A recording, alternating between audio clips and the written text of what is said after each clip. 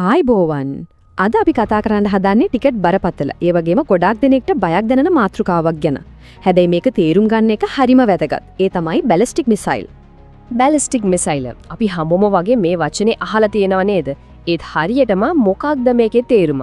එන්න අපි මේ තාක්ෂණයේ ඇතුළටම ගිහින් බලමු මොකක්ද මේ කතාව කියලා. හොඳයි. අපි එහෙනම් මුලින්ම පටන් ගමු මේකේ තියෙන විද්‍යාවෙන්. ඇත්තටම බැලිස්ටික් මිසයිල් කියන නමේම හැංගිලා තියෙනවා මේක වැඩ කරන විදිය. බලමු දේ කොහොමද කියලා. මෙතන තියෙන වැදගත්ම දේ තමයි බැලිස්ටික් පථය කියන එක. සරලවම කිව්වොත් මිසයිලය දියත් කරාට පස්සේ ඒක තමන්ගේම එන්ජින් එකකින් බලයකින් තොරව ගුරුත්වාකර්ෂණයට විතරක් අහුවෙලා පුරෝකතනය කරන්න පුළුවන් ඡාපයක් දිගේ ගමන් කරන එක. හරියට අහසට විසි කරපු ගලක් වගේ. අර කලින් කිව්වා වගේ මේ සංකීර්ණ භෞතික විද්‍යාව තේරුම් ගන්න තියෙන ලේසිම විදිහ තමයි මේ හිතන්නකෝ කාලතුවක්කුවකින් උඩද වෙඩි තිබ්බා කියලා. ඒ උණ්ඩේ උඩට ගිහින් ආපහු බිමට එන්නේ ලස්සන වක්‍ර මාර්ගයකනේ. අන්න ඒ වගේම තමයි බැලිස්ටික් මිසයිල් එක ගමනත්. මේ මිසයිල් එක ගමනට ප්‍රධාන අදියර දෙකක් තිරෙනවා. පළවෙනි එක තමයි බලගැන්වූ ආරෝහණය. ඒ කියන්නේ රොකට් එන්ජින් එකක් පණ ගැන්විලා මිසයිලයේ වායුගෝලයත් පහු කරගෙන සමහර වෙලාවට අභ්‍යවකාශයටම වගේ තල්ලු කරනවා.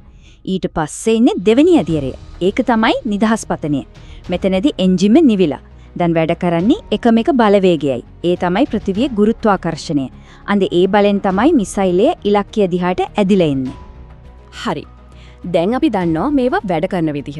ඒත් හැම බැලිස්ටික් මිසයිල් එකම එක වගේ නෙවෙයි. මේවා වෙන් කරන ප්‍රධානම දේ තමයි ඒවට කොච්චර දුරක් යන්න පුළුවන්ද කියන එක. අපි බලමු මේ මොනවද කියලා. මෙන්න බලන්න ප්‍රධාන වශයෙන් මේවා වර්ග 4යි. කෙටි දුර මිසයිල, ඒ කියන්නේ කිලෝමීටර් 1000කට අඩු දුරක් යන ඒවා. ඊට පස්සේ තියෙනවා මධ්‍යම දුර, අතරමැදි දුර සහ බලවත්ම වර්ගය අන්තර්මහද්වීපික බැලිස්ටික් මිසයිල. ඒ කියන්නේ එක මහද්වීපයක ඉන්න තවත් මහද්වීපයකට පහර දෙන්න පුරවන් ඒවා. මේ අවිවල පරාසය කොච්චර වෙනස්ද කියලා හිතා ගන්න පුරවන් නේද? මේක තව ටිකක් පැහැදිලි කරගන්න අපි බලමු අර බලවත්ම වර්ගය කියන්නේ ICBM වලට සැබෑ ලෝකෙන් උදාහරණ දෙකක්. එකක් තමයි ඇමරිකා එක්සත් ජනපදයේ තියෙන මිනිට්මෑන් 3 මිසයිලය. අනිත් පැත්තෙන් උතුරු කොරියාවේ හ්වාසොන් 17. මේ දෙකම රටවල් දෙකකේ බලය පෙන්눔 කරන ප්‍රධාන මිසයිල. ඉතින් මේ තරම් දියුණු භයානක තාක්ෂණයක් කොහෙන්ද පටන් ගත්තේ? මේ කතාව අපිව අරගෙන යන්නේ ටිකක් පස්සට. දෙවන ලෝක යුද්ධ කාලෙට ඒකත් එක විශේෂ රොකට් එකක් ගාවට. මේ හැම දෙයකම ආරම්භය තමයි ජර්මනිය හදපු V2 රොකට්ටුව. දෙවන ලෝක යුද්ධ කාලෙදි නිර්මාණය වුණත් මේක තමයි බැලිස්ටික් මිසයිල් තාක්ෂණය මුල්ම පියවර විදිහට සැලකෙන්නේ. පුදුම දෙයක් කියන්නේ මේ තාක්ෂණය යුද්ධෙන් පස්සේ මුළු ලෝකයේම රොකට් තාක්ෂණයට ඒ වගේම අභ්‍යවකාශ ගවේෂණයට පවා පදනම වුණා. මේ කාලරාමුවෙන් පේන්නේ ඒ තීරණාත්මක ගමන. දහවල 1940 ගණන්වල V2 එකෙන් පටන් ගත්ත මේ තාක්ෂණය දෙවන ලෝක යුද්ධයෙන් පස්සේ ලෝකෙ පුරාම පැතිරිලා අද අපි දකින නවීන යුද බලයේ මුල්ගලක් බවට පත්ුනේ කොහොමද කියලා. හරි දෙවන ලෝක යුද්ධයේදී හදපු තාක්ෂණයක් ඇයි අද වෙනකොට මුළු ලෝකයටම මේක මෙච්චර තර්ජනයක් වෙලා තියෙන්නේ? ඒකට හේතුව මිසයිලේම නෙවෙයි. ඒක ඇතුළට දාලා ගෙනියන්න පුළුවන් දෙයක් නිසා. පිළිතුර සරලයි වගේම හරිම භයානකයි. ඒ තමයි න්‍යෂ්ටික යුද ශීර්ෂ රැගෙන යාමේ හැකියාව. දිගු දුර මිසයිල් තාක්ෂණයයි න්‍යෂ්ටික අවි තාක්ෂණයයි එකතු වුණාම තමයි මේ පරම තර්ජනය හැදෙන්නේ. මේ බලන්න 1. මේකෙන් කියවන විනාශකාරී බලය හිතාගන්නවත් අමාරුයි.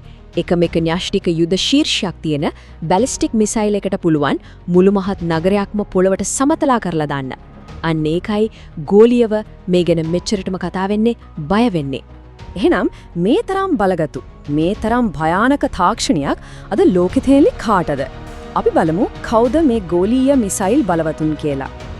මූලාශ්‍රය වලට අනුව මේ අවි තාක්ෂණයේ තියෙන ප්‍රධාන රටවල් අතරට ඇමරිකා එක්සත් ජනපදීය, රුසියාව, චීනය වගේ බලවතුන් ඉන්නවා.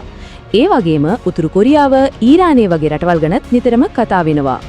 එහෙනම් මේ හැම දෙයකින්ම අපි ඉගෙන ගන්න ඕන ප්‍රධානම දේ තමයි බැලිස්ටික් මිසයිලයක් කියන්නේ නිකම් ආයුධයක් නෙවෙයි කියන එක. ඒක ඇතුලේ විද්‍යාව, ඉංජිනේරු ශිල්පය සහ ගෝලීය බලදේශපාලනය කියන හැම දෙයක්ම එකට බැඳුණු අතිශය සංකීර්ණ පද්ධතියක්. අවසාන වශයෙන් අපි හැමෝටම හිතන්නට දෙයක් ඉතුරු වෙනවා. මේ බලවත් ආයුධ නූතන ලෝකයේ ඉටු කරන්නේ මොන වගේ කාර්යභාරයක්ද? මේවා ඇත්තටම යුද්ධයක් පටන් ගන්න දින ආයුධයක්ද නැත්නම් යුද්ධයක් වෙන්න නොදී වළක්වන මෙවලමක්ද?